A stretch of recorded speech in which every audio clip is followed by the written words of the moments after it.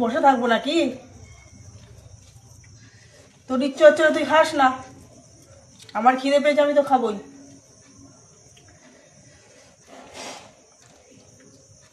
তুই জানিস না কি রান্না হয়েছে? নেই মাছের ঝোল, কানা মাছের ঝাল। খাবি খা, না হলে ঘরে গিয়ে শুয়ে পড়। সয়াবিন তরকারি আর লাউয়ের তরকারি আছে। যদি না খাস ঘরে গিয়ে দরজা বন্ধ করে গিয়ে শুয়ে পড়ে গেছে। আর যাওয়ার সময় আমার রুমের পাখাটা চালিয়ে দিয়ে যা, নাহলে যা মশা এখানে শোয়া যাবে না।